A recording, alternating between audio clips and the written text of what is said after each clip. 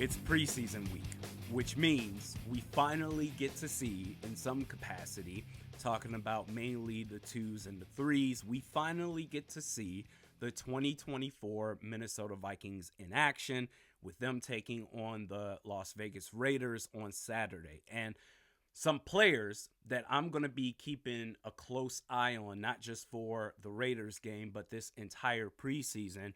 And I'm going to start with Levi Drake Rodriguez, the 7th round rookie who's been getting reps with the ones and turning heads as of late. I understand that when it comes to the Vikings interior defensive linemen, these 3 down linemen, that Rome wasn't built in a day. All I'm asking for, and I don't think this is asking for much, but all I'm asking for is one piece, one building block to where we can feel good about this year going into next year to say, okay, at least we can build upon this. And whether that's Levi Drake Rodriguez or Jonah Williams, in the words of the great Denzel Washington, when it comes to the Vikings interior defensive line this year, I'm leaving here with something. The next guy that I'm looking at is Gabe Murphy. Now, this is pending his health status because at some point in time during Saturday's practice, he got injured.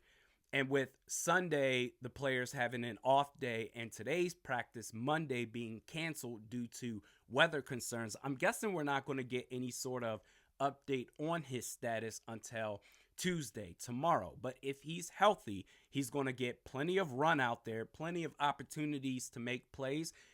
To me, he's going to make this roster. He, to me, is this year's Ivan Pace Jr., a guy that goes undrafted for no reason.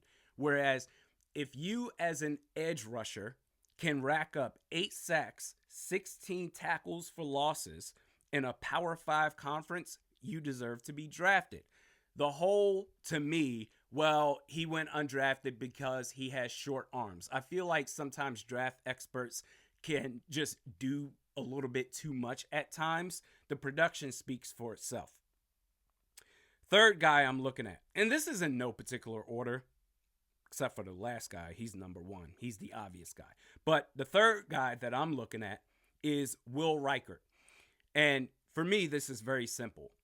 Is the Vikings, or can the Vikings curse finally be over with?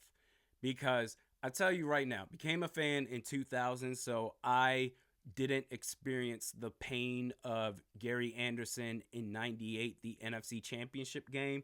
But even for me, coming on after that, Blair Walsh, Dan Bailey, most recently Greg Joseph, can we just finally have a kicker who you have one job, kick the damn ball and make your extra points? I thought with Kai Forbath in 2017, especially after hitting the most clutch kick in franchise history, the 53-yarder against the New Orleans Saints in the divisional round, going to the NFC Championship game. Everybody thinks about the Minneapolis Miracle with Stephon Diggs and Case Keenum, which is cool, but if not for Kai Forbath, that Minneapolis Miracle doesn't even happen. It doesn't matter at all. But I figured after that, hey, keep this guy as long as you can. They said, oh man, that's crazy. We're going to move on from you and force feed Daniel Carlson. It turned out to be a really good kicker in this league, but he wasn't ready at the time. You considered yourselves a championship contender trying to pick up where you left off in 2017 going into 2018. The timing just wasn't right for that guy. But either way, Will Reichard, can you bring the Vikings stability at the kicker position? We'll find out, at least in some part, this preseason. Next, I'm looking at N'Keal Harry. And much like Gabe Murphy, Harry also got injured during Saturday's practice. If he's healthy, considering Robert Tonyan, I'm assuming we're not going to see much of him at all this preseason, dealing with back spasms. But that, combined with Hockenson going to be out for a couple of weeks to start the season at least, man, I was saying before Tonyan went out that N'Keal Harry, I think he's going to have some sort of role where he's going to make, even if it's minimal impact, it's going to be something compared to nothing. But with Robert Tonyan, if he is also going to be out for a while, at tight end, you're left with Johnny Munt, Josh Oliver, now N'Keal Harry, and I would say much like Sam Darnold, this is your time. For you to have a future, any more of a future in this league, bro, this is your opportunity. You got to make plays, especially switching from wide receiver to tight end. You're more than likely going to end up with matchups against linebackers. You're an athletic freak. Hey, it's your time now. And lastly, I mean, this is obvious. JJ McCarthy. The quarterback battle between he and Sam Darnold, I'm sorry. To me, there is no gap between the two. They're neck and neck. And especially if McCarthy goes off this preseason, it's really all about KOC if he has the stones to make that move that early ahead of time. JJ McCarthy is exceeding all expectations. But Sam Darnold, to me, as much as I think he should play and prove his worth, if we're going to be fair here, I would expect for him not to play at all. But if we're going to be fair here, you want consistency at the quarterback position.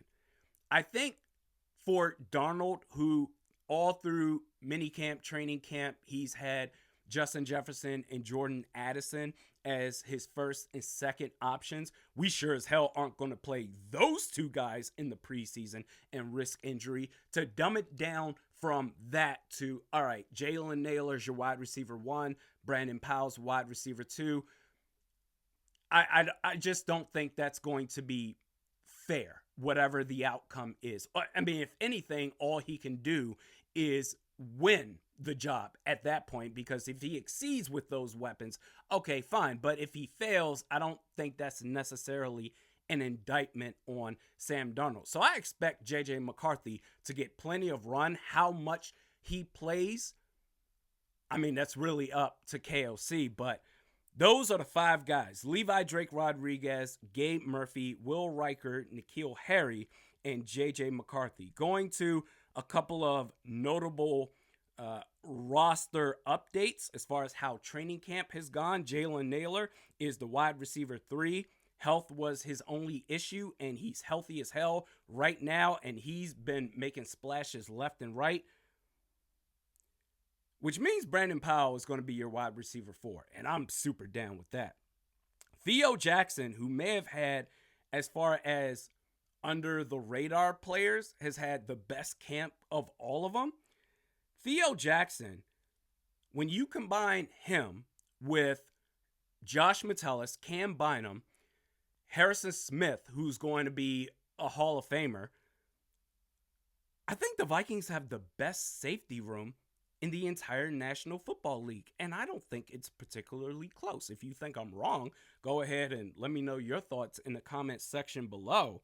But according to Alec Lewis, he speculates that Theo Jackson has been so good, he might be Harrison Hitman Smith's successor upon retirement. That's wild. But preseason this Saturday against the Vegas Raiders, live stream is going to be back up and running throughout the entire preseason, and obviously the regular season if they make the playoffs, so on and so forth. We are so back. Let's go.